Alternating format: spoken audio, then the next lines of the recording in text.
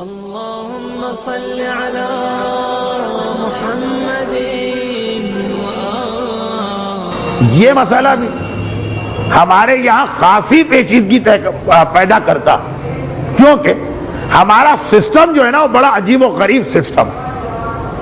جیسے آج کل اخبارات میں ایک ہنگامہ آ رہا، وہ جی ایس ٹی والا کہ جی مسئلہ پیسے دینے کا نہیں، مسئلہ یہ ہے کہ تاجر حضرات ڈاکومنٹیشن پہ تیار نہیں. مثلا ایک بات میں کہہ رہا ہوں، تقریباً ویسا ہمارے یہاں کا مسئلہ کہ کام ہمارے یہاں چل رہا، باتیں طے نہیں پاتی کہ آخر یہ کام کس نیت سے ہو رہا. بعد میں اس میں اتنے ہنگامے کھڑے ہوتے. باپ کا کاروبار ہے، بیٹے کو بھی شریک کر لیا، باپ بڈھا ہوتا گیا، بیٹا جوان ہے، زیادہ کام کرتا گیا، بعد میں اختلاف ہو گئے. بیٹا ایز اے نوکر ہے کہ ایز اے پارٹنر ہے؟ شروع میں کچھ طے ہی نہیں کیا کہ جی باپ اور بیٹے میں کیا طے کرنا. ایک حدیث ہے پیغمبر کی کہ اگر اجنبی ترین آدمی بھی ہے تو اس سے اس طرح سے ملاقات کرو، تعلقات قائم کرو جیسے اپنے سگے بھائی سے.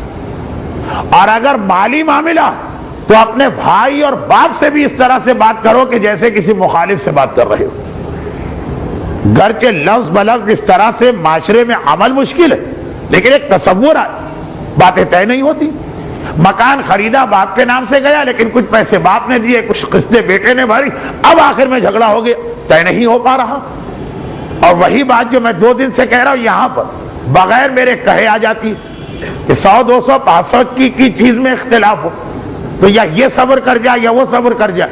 جہاں لاکھوں کی چیز اور بقول ایک شخص کے کہ میری ساری زندگی، تو بیٹا کہتا ہے جو اصل جوانی کے 10 سال تھے وہ تو میں نے باپ کی دکان میں لگا دی، اب اتنا آسان نہیں ہے چھوڑنا. تو اب یہ سارا مسئلہ وہ کہ ہمارے یہاں ان چیزوں میں کوئی ڈاکومنٹیشن ہے بھی نہیں اور ہم کرنے کو بھی تیار نہیں. ڈاکومنٹیشن سے اسلام کی مراد یہ کہ کاغذ پہ کچھ نہ لاؤ لیکن واضح طور پہ طے کر لو کہ بیٹا باپ کے گھر میں کرایہ دار کے طور پہ رہ رہا ہے کہ باپ نے واقعاً اس کے لیے ہر چیز معاف کی، دکان پہ ایک نوکر کے طور پہ کام کر رہا ہے کہ ایک پارٹنر کے طور پہ کام کر رہا. فطرے میں یہ بات کہاں سے آ گئی؟ جی ہاں، ربط سے میں چل رہا ہوں، بے ربط نہیں. فطرے میں یہ بات ایسی آئی کہ اگر آپ کسی خاندان کا جز ہیں تو چاہے ساری کمائی آپ کرتے ہو، فطرہ آپ نہیں دے سکتے، فطرہ دے گا ہیڈ آف دا فیملی. اب ہمارے جوائنٹ فیملی کے گھروں میں بعض اوقات یہ طے کرنا مشکل ہے کہ ہیڈ آف دا فیملی بیٹا ہے جو کما کے لا رہا ہے یا باپ ہے جس کے ہاتھ میں تنخواہ رکھی جا رہی. باپ تو پھر بھی ایک حیثیت رکھتا، لیکن جہاں باپ کا انتقال ہو گیا، بیوہ ماں جس کا کوئی حصہ مالی معاملات میں نہیں ہے لیکن ساری اولادیں لا کے تنخواہ ان کے ہاتھ میں رکھ رہی. فقہی اعتبار سے یہ ایک مشکل ترین مسئلہ کہ فطرہ ماں کو دینا ہے کہ بیٹوں کو دینا، واجب کسی ایک پر. لیکن چونکہ ہمارے یہاں کچھ طے نہیں ہو رہا کہ یہ جو بیٹا یہ اپنی تنخواہ ماں کے ہاتھ میں احترام کے طور پہ دے رہا کہ باقاعدہ ان کو مالک بنا دیتا. اگر مالک ماں بن جاتی اس کا مطلب یہ ہے کہ ماں کے پیسے سے بیٹے کا گزارا ہو رہا. اگر یہ بیٹا فطرہ نکال کے ہم کو دے بھی تو یہ غلط فطرہ، یعنی اس کا اصلی فطرہ ادا نہیں ہوا، یہ ایک صدقہ خیرات ایک ایسا ڈونیشن بن جائے گا. اور اگر مالک بیٹا ہی ایک احترام کے اندر پیسے لا کے ماں کو دیے گا، لیکن خرچ اور مرضی اور بچے ہوئے پیسے کی ملکیت سب بیٹے کی ہے، تو اس صورت میں ماں نے اگر فطرہ نکالا تو بیکار. گرچہ یہاں پہ وہی اصول جو میں نے کہا کہ اگر زیادہ کنفیوژن ہو رہا تو ٹھیک ہے، اس بیٹے کی حد تک دونوں فطرہ نکال لیں. مگر ایک ہے مسئلہ اور بہت سنگین مسئلہ جس کے اوپر جس کا اپنا فطرہ کسی اور پر واجب ہو اور وہ خود اپنا فطرہ نکالے وہ نہ نکالے تو یہ گناہگار رہے گا فطرہ نہ دینے کا. اب آئیے فطرے کے مسئلے سے ہم آگے بڑھیں. پہلے ایک جملہ کہہ دیں پھر ذرا سا، اب زیادہ وقت نہیں، 45 منٹ میں نے مسائل کے لے لیے. گرچہ چھٹی کی رات، اگر چھٹی کی رات اس لیے کوئی تھوڑی ہے کہ یہاں پہ ضائع کی جائے. خیر اب آئیے آخری 2-3 جملے، اس سے پہلے ایک جملہ میں عرض کروں.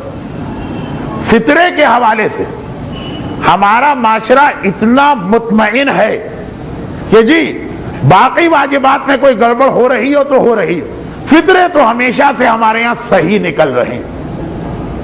یہ معاشرے کا اطمینان مجھے کس دن پتا چلتا؟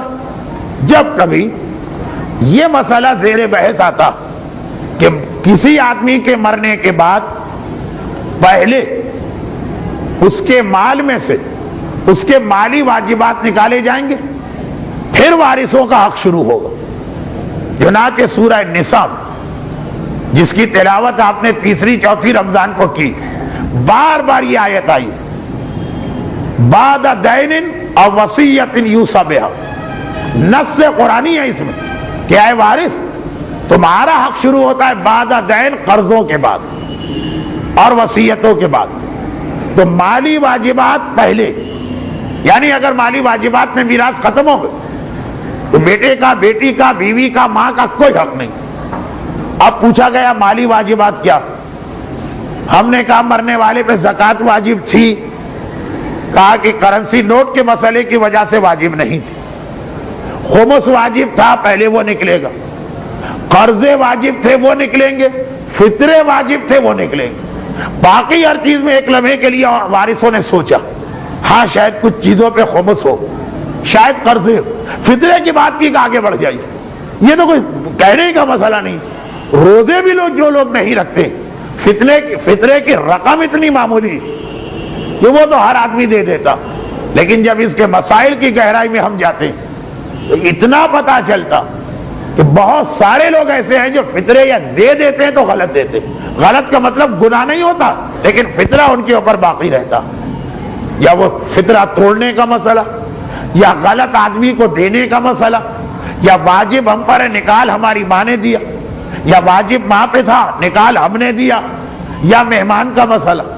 اب اتنے سارے جملوں ایک جملے کو آج پھر دوہرا دوں اس لیے کہ باقی ساری چیزیں آج ہی آئی ہیں.